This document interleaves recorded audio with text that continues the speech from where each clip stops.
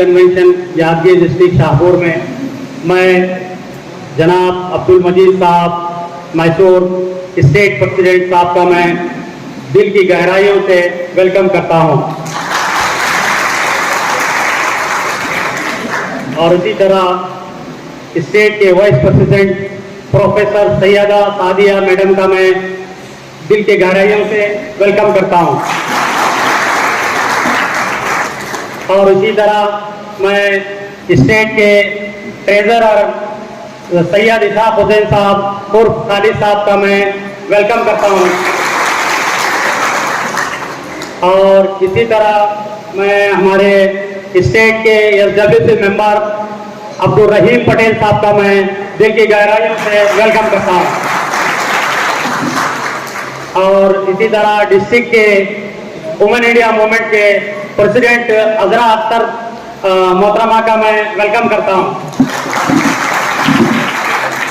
और इसी तरह मैं विम के जनरल सेक्रेटरी मुनव्वर जहां का मैं दिल की गहराइयों से वेलकम करता हूं इस मीटिंग। और दूसरा हमारे शाहपुर के वार्ड नंबर 20 के जनाब चुन्नू मियां साहब को मैं गुजारिश करता हूं को स्टेज पे तशरीफ लाएं। और इसी तरह तमाम जो खवातीन और यहाँ के बुजुर्ग नौजवान जो इस करने का तरीका मैं आज आपके सामने रखूंगा। मैं अपनी बात शुरू करूं उससे पहले मैं चाहती हूं कि हमारी थोड़ी सी तवज्जो आज उन लोगों की तरफ हो जो इस वक्त दुनिया में सबसे ज्यादा सबसे बड़े मजालिम का शिकार हो रहे हैं, यानी कि हमारे फलस्तीनी भाई। अभी हमारे पास अल्फाज नहीं है कि जिससे हम अपना दर्द बयान कर सकें, लेकिन बात करना बहुत जरूरी है क्योंकि बात करने से पता चलता है कि हम जिंदा हैं। भूखे होना, बात ना करना मुद्दों की पहचान होती है।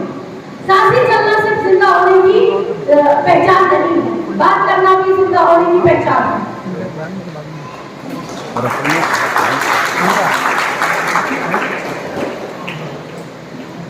जिस तरह का रेजोल्यूशन यूएनओ में हुआ, बहुत सारी कंट्रीज, बहुत सारे ममालिक ने कहा कि सीज फायर यानी कि जंग बंदी होनी चाहिए।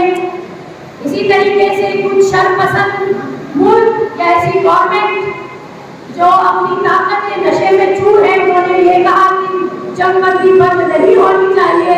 उसी बीच कल हिंदुस्तान ने न हाँ में और न ना में न्यूट्रल होकर वोट दे दिया। इसको हमारी पार्टी खंडन करती है।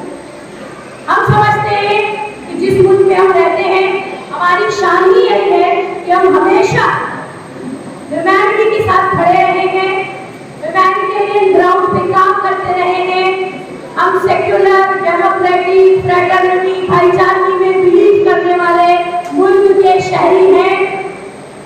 तो बहरहाल गवर्नमेंट आती जाती रहती है, हो सकता है पॉलिसियां बदलती रहती हो, लेकिन हिंदुस्तानी होने के नाते हम अपनी जिम्मेदारी समझते हैं कि हम हर गलत चीज को और हर जुल्म को करना चाहिए। इसके अलावा हिंदुस्तान की सरजमीन पर एक बड़ी और स्ट्रॉन्ग आवाज एसडीपीआई के प्लेटफॉर्म से हम ये नारा देते हैं कि हर मजलूम हमारा है। हमारी सियासत एक मकसद के तहत है, हमारी सियासत अपना कैरियर बनाने के लिए हरगिज़ नहीं।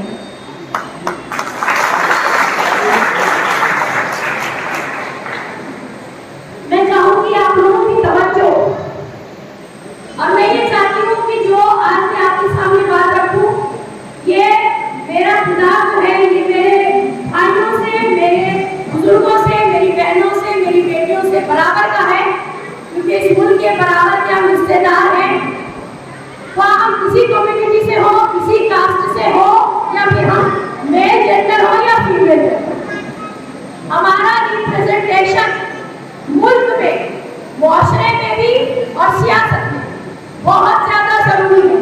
और आज के हालात को देखते हुए जिंदा रहना ये अब डिपेंड करता है कि सियासत कैसी है। अगर अच्छी सियासत है, वेलफेयर स्टेट बनाना है,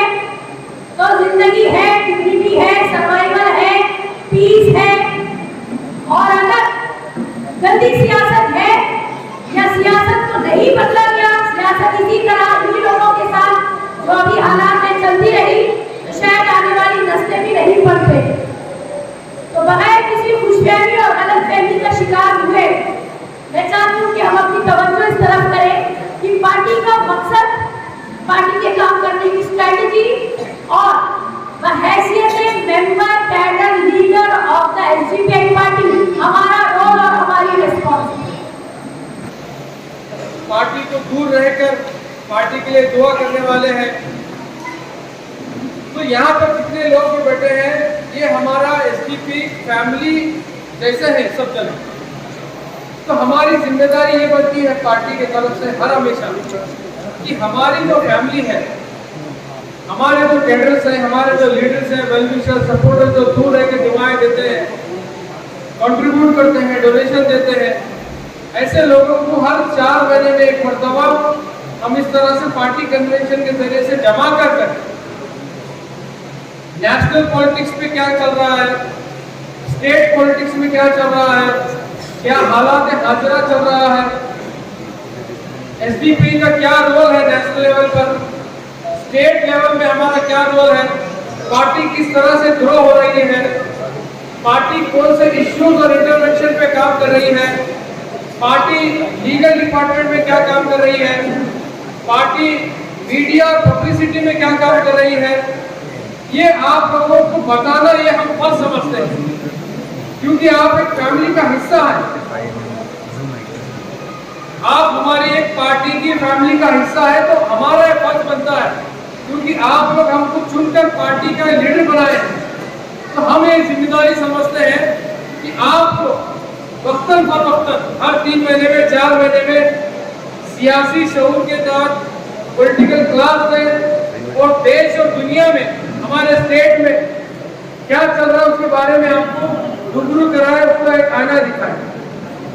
उसी तहत आज का जो पार्टी कन्वेंशन का मकसद यही है। मैडम का जो स्पीच था पूरा नेशनल पॉलिटिक्स का यही था कि नेशनल लेवल पर क्या क्या हालात चल रहे हैं। अब हमारे सामने एक वीडियो प्रेजेंटेशन होने जा रहा है, जिसमें कर्नाटका में क्या हमारे सियासी हालात हैं, उसमें पार्टी का क्या रोल चल रहा है। 1 साल का रिपोर्ट है एसडीपी का, 1 साल का एक रिपोर्ट है कि हम 1 साल में क्या क्या काम कर रहे हैं। तो मैं तमाम हमारे पार्टी के जो सपोर्टर्स हैं, कैडर्स हैं, हमारे जो फैमिली का हिस्सा है, उनको मैं गुजारिश करता हूँ कि यहाँ पर जो एक आधे घंटे का जो वीडियो चलाया जाएगा। अस्सलाम वालेकुम। आज हुकूमत कर्नाटका कांग्रेस का जो हुकूमत है, जो फ़लस्तीन का ख़िलाफ़ इसराइल इतना जुल्म और सितम कर लेकर है, 8000 से ज़्यादा लोग शहीद हो गए। इस मामले में अलग अलग स्टेटों में एहतजाज हो रहा है, सॉलिडारिटी, मगर कर्नाटक में सिद्धरामैया का गवर्नमेंट इसको परमिशन इनकार कर रहा है। एसडीपी 30 डिस्ट्रिक्ट में भी एप्लीकेशन डाले थे परमिशन के लिए, अलग अलग तंजीमें लेफ्ट पार्टीज भी डाले, मगर ये लोग परमिशन नहीं दिए। 4 FIR अभी तक दाखिल किया गया जो लोग प्रोटेस्ट किया उनका खिलाफ। यानी इधर कांग्रेस का सेंट्रल हुकूमत फ़लस्तीनी एम्बेसी को जाकर उनका सपोर्ट डिक्लेयर किया और कांग्रेस का MP केरला में जाकर सॉलिडारिटी, फ़लस्तीन का सॉलिडारिटी स्पीच किया। कांग्रेस का सेंट्रल वर्किंग कमेटी फ़लस्तीन का फेवर में सपोर्ट डिक्लेयर किया। सेंट्रल हुकूमत में भी फ़लस्तीन के लोगों के लिए दवा वगैरह दिए, मगर कर्नाटका का हुकूमत एक पीसफुल प्रोटेस्ट को क्यों हम लोग को मौका नहीं दे रहे। अवाम को आप आंसर करना है, तो ये जो होम मिनिस्टर और चीफ मिनिस्टर इंटरवीन होना है और जो भी इसका फ़लस्तीन का फेवर में जो भी एहतजाज करते हैं, सपोर्ट करते हैं, उनको परमिशन देना चाहिए। दूसरा, कर्नाटका हुकूमत जब बीजेपी ने 2B रिजर्वेशन मुसलमानों के लिए जो वापस लिए थे, उस टाइम में कांग्रेस का जो लीडर्स सिद्धरामैया, DK शिवकुमार, जब कांग्रेस का हुकूमत आएगा उसको रेस्टोर करेंगे वादा किए थे। DK शिवकुमार ये भी बोले थे जब जिस दिन हम लोग हुकूमत में आएंगे वही दिन हम लोग 2B रिजर्वेशन को रेस्टोर करेंगे। वो अभी गवर्नमेंट, कांग्रेस का गवर्नमेंट आके 4 महीना हो गया, अभी तक उसका बारे में कोई जिक्र नहीं है। तो हम कंडम करते हैं, फौरन 2B रिजर्वेशन को रेस्टोर करना है।